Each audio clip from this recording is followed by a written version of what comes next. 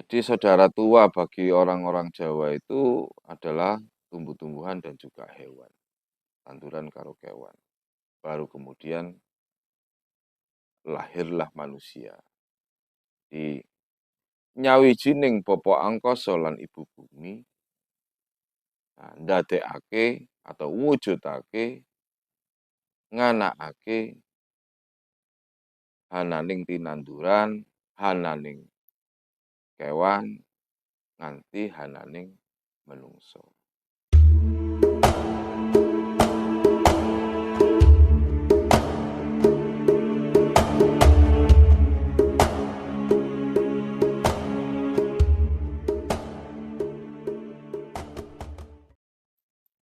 Ong wilahing awik namastu namo sidam rahayu sagung tumati saindenging jagat pramudita kalis ing rupeda nir ing sambikala.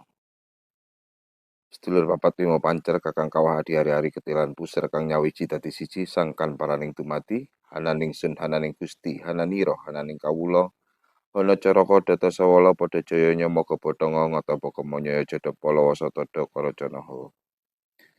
Sungkem kawula dumateng ing arsa dalem ingkang araraton ing kurping gegana ing lumahing bawana ingkang hangreksa hangrumpaka bebener lan luput.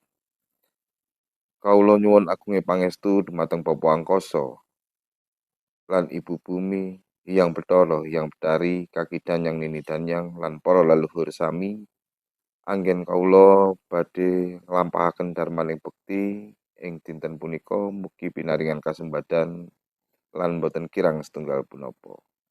Sarira satuhu sampurna sakarsaning Hyang Jawata. Rahayu sagung ing dumati. Wilujeng pinanggihan kagem para warga Satya Bumi Putra lan sapanunggalanipun mugi pinaringan seger bagas kewarasan lan boten kirang setunggal punapa. Mugi pinaringan kasembatan dumateng Sang Hyang Jawata. Pada kesempatan ini saya ingin membahas beberapa hal terkait antara kejawen yang seringkali dianggap oleh awam bahwa orang-orang kejawen itu orang-orang yang tidak bertuhan atau tidak meyakini adanya Tuhan. Nah, sepertinya ada beberapa hal yang harus diluruskan. Dadi ben ora prasangka sing ora-ora, amarga ya penting banget karena leluhur kita dari dulu pada dasarnya ya sudah berkeyakinan.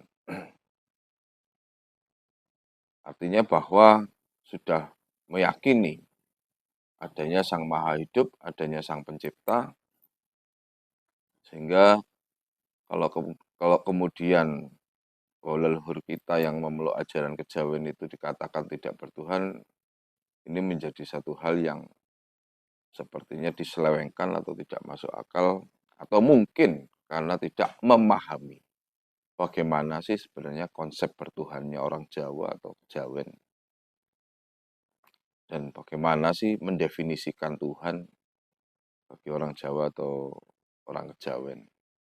Nah, pada kesempatan ini, sebelum kita melangkah jauh, perlu diketahui bahwa orang Jawa itu menyikapi atau meyakini keberadaan Tuhan itu tan kena kinira, tan kena kinaya ngapa. Yang dimaksud dengan tan kena kinira, tan kena kinaya ngapa adalah tidak bisa dikira-kira dan juga tidak bisa dibayangkan seperti apa. Mbok dikira-kira model piye ya ra iso.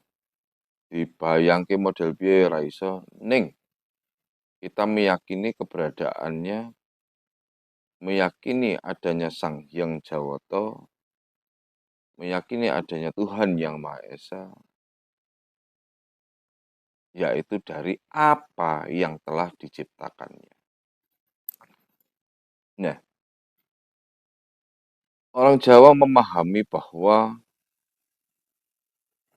pertama kali Sang Pencipta menciptakan adalah di mana adanya langit dan bumi atau angkoso lan pertiwi atau bumi pertiwi. Yang kemudian di mana Sang Hyang Jawata menika nyiptakaken angkasa lan bumi yang kemudian dipersonifikasikan sebagai Bapa Angkasa lan Ibu Bumi. Dipersonifikasikan sebagai Bapa lan Biyung. Maka mungkin kalau orang-orang dulu mengumpat nggih, misale apa ya ngrasakne sesuatu gitu yang kurang pas gitu. Mesti kan aduh Biyung, mana ya apa nek diarani ku nyambat ya. Atau mengucap mungkin lebih tepatnya. Memanggil Biyung atau Ibu. Nah, disinilah letak yang mungkin agak sedikit berbeda,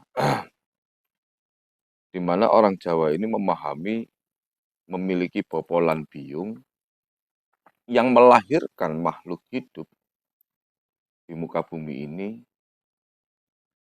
sing diarani anane sedulur tuwa yaiku tinanduran lan kewan.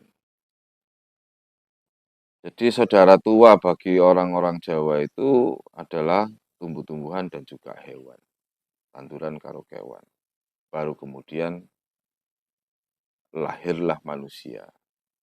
Di nyawijining Bapa Angkasa lan Ibu Bumi ndadekake atau wujudake nganakake hananing tinanduran, hananing kewan, nganti hananing menungso. Jadi di mana prosesnya itu memang semuanya ini adalah atas kehendak Sang Pencipta. Akan tetapi orang Jawa memahami memiliki perantara-perantara. Seperti halnya kita sekarang. Kalau kita sebagai individu bisa dikatakan sebagai manusia adalah ciptaan Tuhan. Tumbuh-tumbuhan juga ciptaan Tuhan. Tapi kan kita ini juga tidak tercipta begitu saja. Mak bedunduk meronok ngono kan ya ora. Artinya ya awak dhewe duweni bapa biyung. Nyawijine bapa biyunge awak dhewe kanthi ananing awake dhewe iki. Nyawijining bapa biyung kanthi biyunge awak dhewe iki mbobot nganti 9 wulan kanthi brojole awak dhewe. Tapi juga tetap masih dikatakan bahwa kita ini adalah ciptaan Tuhan. Di mana perantaranya adalah melalui dua insan manusia, yaitu ayah dan ibu. Oleh sebab itu dikatakan bahwa apa yang dimaksud Jawa ini juga tidak hanya sekedar nama suku ataupun mungkin juga Jawa yang dimaksud sebagai sebuah konsep perilaku budi pekerti luhur, ya iso diarani Jawa. Mulane wong nek apik tenan mesti kan wong kae lho Jawa banget. Karena memiliki sifat dan sikap yang baik sehingga diarani Jawa banget. Akan tetapi Jawa ini juga bisa memiliki makna jaler lan wadon. Jo iku jaler, wa iku wadon. Mulane nyawijine jaler lan wadon, nyawijine bapa lan biyung. Jadi bisa dikatakan Jawa itu juga merupakan singkatan dari jaler lan wadon. Sehingga antara konsep, personifikasi Bopo Angkoso dan Ibu Bumi ini tidak akan mungkin bisa dipisah sampai kapanpun. Orang Jawa memahaminya demikian, terutama orang-orang Kejawen. Demikian juga yang dipahami oleh warga Satya Bumi Putra dengan ajarannya yaitu Kawruh Hono. Nah, jadi kalau kemudian dikatakan bahwa orang-orang Kejawen, orang-orang Jawa Kejawen ini tidak bertuhan, maka ini adalah hal yang sangat keliru. Karena kita juga sudah memahami bahwa Sang Hyang Jawata kuwi tan kena kinira tan kena kinaya ngapa, sehingga nggak mungkin untuk bisa diperkirakan apalagi dibayangkan. Kalau kita sudah mencoba untuk memperkirakan sekecil apapun perkiraannya, kita bayangkan sekecil apapun bayangannya, itu kita sudah tidak lagi bicara tentang ketuhanan atau Sang Hyang Jawata atau Sang Pencipta. Karena kita meyakini keberadaannya itu adalah dengan apa saja yang telah diciptakannya, yaitu yang seperti saya sampaikan tadi, Bopo Angkoso lan Ibu Bumi. Jadi apabila mungkin ada yang menyampaikan bahwa wong-wong kejawen itu tidak bertuhan, nah, maka itu akan menjadi satu hal yang sangat disayangkan. Mulane nek gak roh ditakon, aja mau angger jeblak wae mara mutusi, oh Jawa niku ora bertuhan, kowe nyembah watu, kowe nyembah keris, nyembah wit, dan begitu. Ini kan karena tidak memahami konsepnya, sehingga eh, sudah tidak memahami ora gelem takon, ora gelem sinau, mau nyacat. Nah, ini yang sing angel kan kuwi. Ning ya wis ben lah. Selama kita mau saling berkomunikasi, berbagi edukasi, ya kita akan eh, diskusikan. Karena ada pepatah juga kan mengatakan kalau tidak kenal tidak sayang. Nah, begitu juga ketika bicara tentang kemudian yang dimaksud dengan nyembah keris, nyembah watu, nyembah wit. Nah, ini juga harus segera diluruskan. Karena ya mulai biyen ngono kuwi.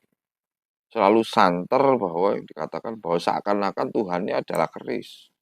Tuhan itu watu, Tuhan itu wit. Nah, ini kan tidak baik karena dianggapnya bahwa pohon atau batu atau keris ini Tuhan. Nah, ini kan sulit juga.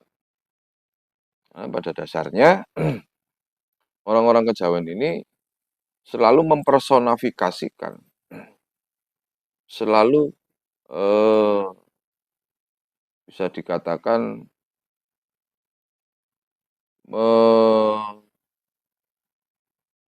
merepresentasikan. Nah, jadi seperti halnya apa yang dimaksud dengan Bopo Angkoso dan Ibu Bumi itu juga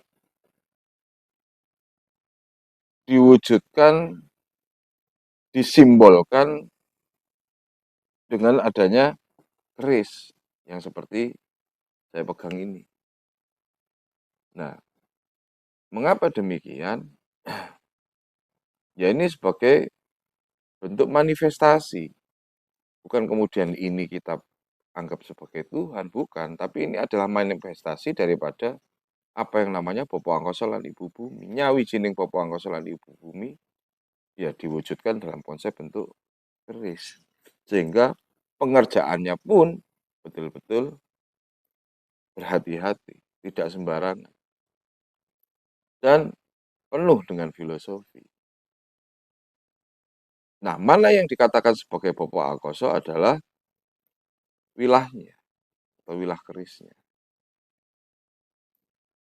Sehingga ada juga satu ungkapan Jawa dikatakan manjinge curiga marang warangka.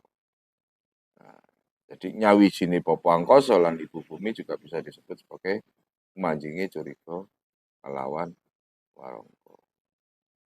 Sehingga khususnya bagi warga Satyo Bumi Putro, di mana memang keris ini menjadi bagian yang tak kalah penting, juga menjadi sebuah simbol pusakanya orang Jawa.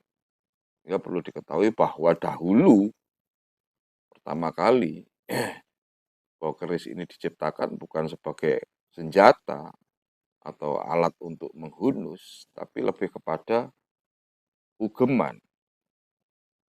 Jadi sebagai simbol Bopo Angkoso lan Ibu Bumi. Jadi bukan kemudian ketika mungkin jenengan melihat ada salah satu warga Satyo Bumi Putro melakukan peribadatan di rumahnya, terus loh delok kok kae ngadep keris, terus nyembayangi keris apa Tuhane keris lah. Ini perlu dipahami bahwa eh, ini adalah manifestasi daripada Bopo Angkoso lan Ibu.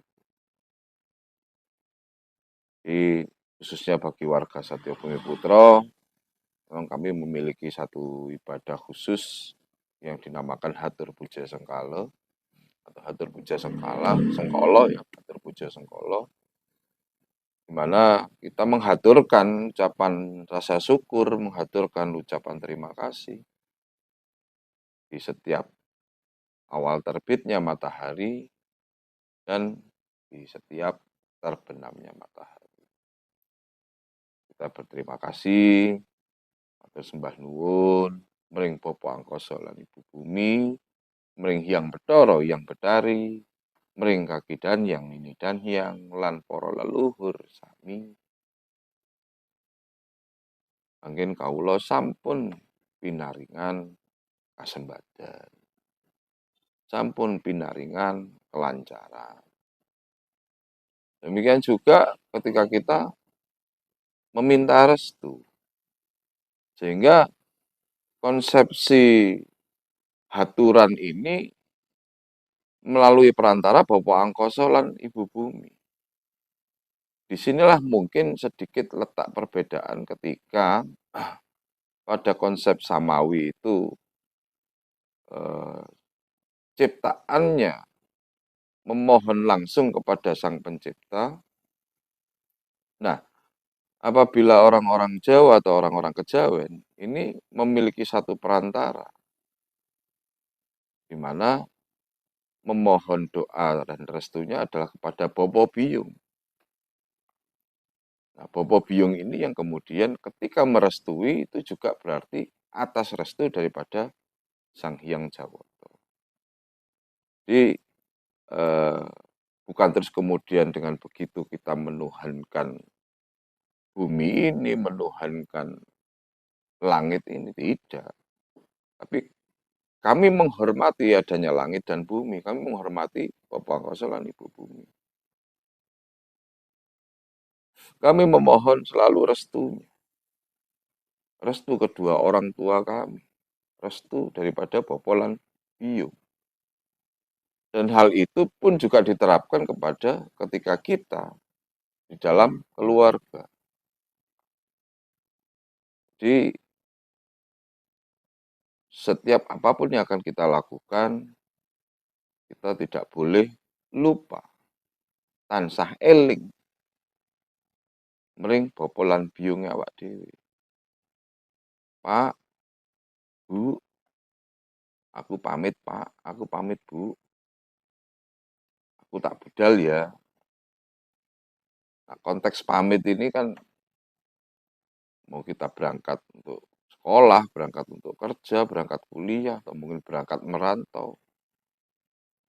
Pasti kita selalu mendahulukan yang namanya nyuwun pangestu.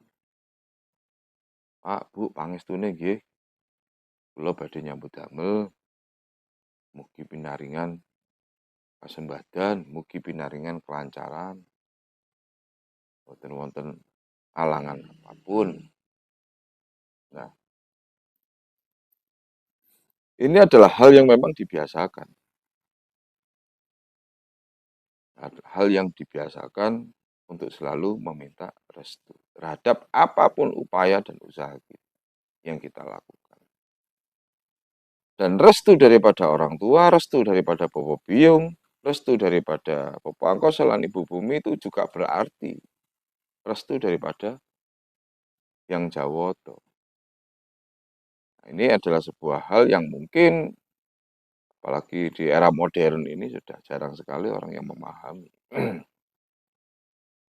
Jadi itulah kenapa alasannya orang-orang Jawa dulu, wong-wong kejawen biyen kuwi mesti yo ngedep keris karo ndedonga. Ini bukan berarti kemudian menuhankan keris, tidak. Jadi itulah yang dimaksud dengan Bopo lan Biung. Di dalam ajaran Kawruhono yang diugemi juga diagemi oleh Satya Bumiputra, oleh para warga Satya Bumiputra, di mana aksara Ho lan aksara No kalau digabung menjadi Hono yang punya arti adalah wujud.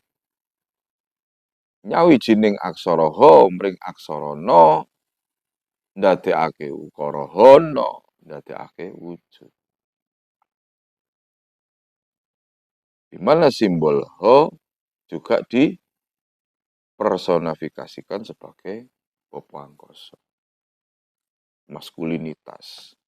Aksara No disimbolkan sebagai Ibu Bumi atau Ibu Pertiwi, disimbolkan femininitas. Nyawijining aksara Ho lan aksara No ndadekake ukara Ho No wujud. Nah, khususnya memang para warga Satya Bumiputra ngugemi lan ngagemi ajaran Kawruhono. Artinya bahwa kita mempelajari segala sesuatu yang wujud. Atas dasar apa wujudnya? Atas dasar penciptaannya tentunya. Dengan tentu tujuannya yaitu sesuai dengan aksara Ho. Ho yang pertama adalah Ha memayu hayuning pribadi. Ho yang kedua adalah Ha memayu hayuning kaluwarga. Ho yang ketiga adalah Ha memayu hayuning warga. Dan Ho yang keempat adalah Ha memayu hayuning bawana.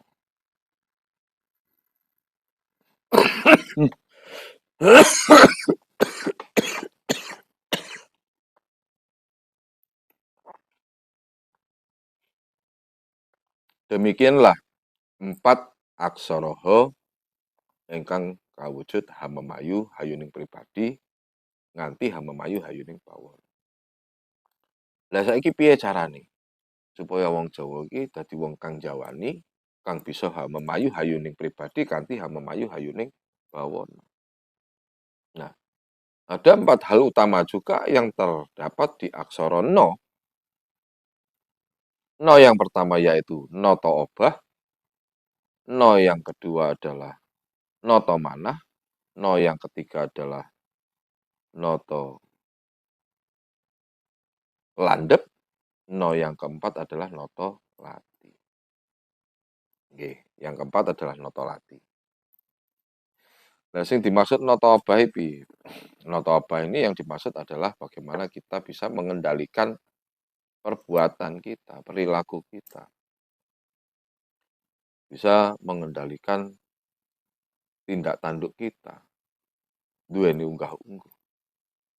Duweni sopan santun. Salah satu contoh ketika kita lewat di hadapan orang tua yang sedang duduk, tidak boleh lupa untuk selalu nuwun sewu. Ini termasuk salah satu contoh terhadap bagaimana kita mengendalikan perilaku. Contoh yang lain adalah ketika kita mungkin berada di satu tempat, misalnya kita di perpustakaan, di mana di situ adalah tempatnya orang membaca, maka kita harus bersikap tenang. Aja rame dhewe. Sakno sing liyane lagi konsentrasi. Jadi disitulah kita noto obah. bisa menjaga sehingga tidak berlebihan. Nah, no yang kedua adalah noto mana, yaitu perasaan. Makanya ada juga pepatah Jawa atau paribasan Jawawi, ojo rumongso bisa ning bisa rumongso. Ini menjadi hal yang harus selalu diingat. Bicaranya awak dhewe iki kudune isoe rumongso. Itu adalah salah satu cara untuk mengendalikan perasaan kita, rasane awak dhewe. Jadi nek gak gelem dijiwit ya aja njiwit. Mergo dijiwit kuwi lara. Lara ketemune saka rasa. Awak dhewe dijiwit krasa lara, mulane aja sok njiwit kancane. Nah, jadi seperti itu, biar tidak dijiwit. No yang ketiga adalah noto landep. Yang dimaksud landep di sini adalah pikiran. Dimana kita juga harus selalu menjaga pikiran kita. Sebisa mungkin malah justru bagaimana menjaga agar kita tidak mudah berprasangka. Ojo gampang ngunemi kancane. Kancane mergo ora tau pethuk wis digunem. Ya sapa ngerti ora tau pethuk mungkin ya krana wis mulai sibuk. Ya sapa ngerti wis ora tau pethuk mergo wis ora sak petarangan atau mungkin sudah tidak satu kota, sudah keluar kota mau pamit tidak sempat atau bagaimana. Ngono gurung-gurung wis duwe pikiran ala. Nah, ini yang harus kita jaga.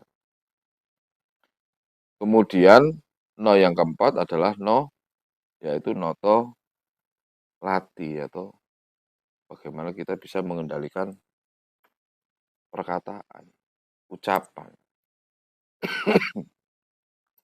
Nah, 4 hal ini yang harus selalu sinergi, tidak bisa salah satu. Ora iso mung siji. Jenenge noto landep, noto obah, manah, landep lan lati kuwi bebarengan. Piye dhewe isone nata obah ya saka manah, saka landhep lan saka lati. Isone nata obah, nata lati kuwi ya saka manah lan saka landhep. Itu adalah hal yang tergambar di dalam aksara No. Nah, apa yang dimaksud dengan kawruhana juga memiliki maksud duweni pangerten. Ho iku mangerteni nggadahi makna hananing sun hananing Gusti lan no menika nggadahi makna hananira hananing kawula. Itulah sebabnya ajaran orang Jawa dulu yang sangat fundamental sekali, yang sangat mendasar sekali, kejawen dari ajaran apapun, ajaran kejawen ini yang tentu banyak sekali, ya. Tidak hanya ajaran Kawruhono yang seperti yang saya sampaikan. Nah, semua itu fundamentalnya dasarnya adalah dari eling lan waspada. Ini adalah dasar daripada ajaran kejawen. Pasti dari manapun caranya, seperti apapun metodenya, bagaimanapun konsepnya, koyo opo wae dongane. Semua mengarah pada supaya kita selalu tansah eling lan waspada. Nah, apa yang dimaksud dengan eling lan waspada? Masih banyak kadang orang kurang tepat, duduk salah ini, kurang tepat atau mungkin kurang akeh ngono ya. Maknae sing dianggap eling iki mung sing paling dipahami ya paling ya eling itu berarti gak lali. Jadi eling. Jadi eling kuwi lawane saka lali. Nah, waspada kuwi dianggap hanya sekedar bagaimana kita menjadi waspada. Berhati-hati. Lawan katanya berhati-hati berarti apa lek ngarani merungsu ngono ya. Sebenarnya yang dinamakan dengan eling lan waspada tidak hanya itu saja. sangat memiliki makna yang banyak, dan apa yang dikatakan bahwa ajaran kejawen atau ajaran Jawa, ajaran wong Jawa biyen selalu berbicara tentang kesadaran. Nah, maka yang dimaksud dengan kata eling ini sebenarnya lebih mengarah, lebih dalam lagi, yaitu pada konsep kesadaran. Jadi bagaimana menjadi manusia Jawa yang senantiasa selalu sadar. Sadar yang bagaimana sih? Sadar apa atau gak sadar? Atau sadar yang seperti apa? Nah, ini akan dikupas lebih dalam lagi nanti di waktu dan kesempatan yang lain. Kita akan membahas tentang kesadaran itu seperti apa. Yang selalu sejalan dengan waspodo atau kepekaan. Ya, wong kudu sing peka. Makanya saiki kan, oh ya, makanya cah-cah saiki kan akeh lho pacaran terus pacare koyo apa ya, gak gatekke ngono ya. Wis kamu ini ancene ndak peka kok kamu ini. Nah, jadi kewaspadaan itu sebenarnya lebih mengarah lagi kepada kepekaan. Kepekaan terhadap apa? Terhadap apa saja. Sehingga di dalam konsep eh, sosial itu juga bisa mengarah kepada empati dan simpati. Kita harus selalu berempati dan juga bersimpati, asal tidak boleh berlebihan. Nah, empati dan simpati ini kan masuk di dalam konteksnya kepekaan. Maka kalau kita sudah peka terhadap apapun, di situ kita tidak akan pernah lepas dari yang namanya sadar atau eling. Mulane ada juga peribahasan nek ketekan dayo, gupuh, suguh, kan gitu. Gupuh, lungguh, suguh ya.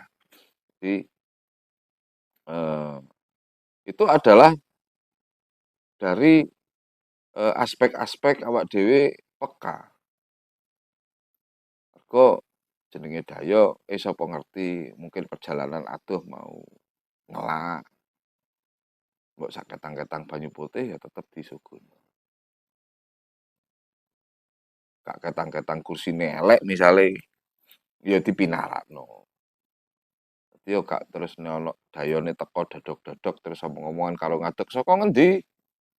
Oh iya ngomong-omongan suwe ora disuguhi, ora dipinarakno. Nah iki jenenge ra peka, ndak peka. Nah disitulah berarti eh, eling kita, kapasitas eling kita itu masih perlu proses lagi, perlu ditingkatkan lagi. Semakin kita sering mengasah melalui apa yang saya sampaikan tadi, mengasah melalui noto obah, noto manah, noto landep, noto latiwi, maka sejalan dengan itu eh, kapasitas eling lan waspada ini juga akan menjadi semakin besar. Semakin besar maka kita akan selalu berhati-hati kepada segala waspada marang kabeh. Ini yang menjadi penting. Makanya kenapa obah sa obah mesti kudu ngati-ngati. Kuwi karena kita mesti harus waspada. Jadi itu adalah hal dasar yang semua orang kejawen, orang Jawa dulu pasti memahami yang namanya eling lan waspada. Nah, di dalam ajaran Kaurohono ini juga bagian daripada eh, kita ini sebagai manusia-manusia Jawa yang berbudi pekerti luhur ya harus selalu tansah eling lan waspada. Dalam ajaran Kaurohono tidak hanya memahami apa itu aksoroho, memahami apa itu aksorono, tapi juga memahami ke-18 aksara lain. Karena masing-masing aksara ini juga memiliki makna sendiri-sendiri, memiliki tempatnya sendiri-sendiri, yang juga berada di tubuh kita. Itulah kenapa pentingnya manengku pujo kalau di dalam warga Satyo Bumi Putro kita namakan sebagai Manengku Pujo Aksoro. Manengku Pujo Aksoro selalu kita lakukan, selalu kita latih di sikap meditatif yang menggunakan aksara yang selalu kita latih agar tubuh kita ini juga selalu eling lan waspada sakabehan. Sakabehane.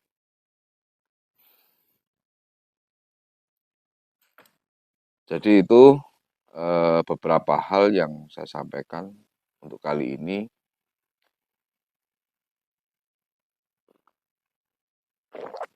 Apabila mungkin ada pertanyaan, silakan bisa melalui WA atau mungkin pada kolom komentar, atau yang ingin sekedar bertegur sapa, monggo kagem para warga Satya Bumi Putra lan sak panunggalanipun dateng pundi kemawon, kula ngaturaken matur sembah nuwun, sampun mirsani lan midhangetaken kanal kawruhana menika. Mugi-mugi saged pinaringan manfaat kagem sedayanipun pinanggihan malih wonten konten berikutnya. Sembah nuwun sanget. Ong wilahing awit namastu namo sidam rahayu saking dumadi saendenging jagat pramudita kalis ing rupeda nir ing sambikala. Rahayu, rahayu, rahayu, rahayu sagung ing dumadi.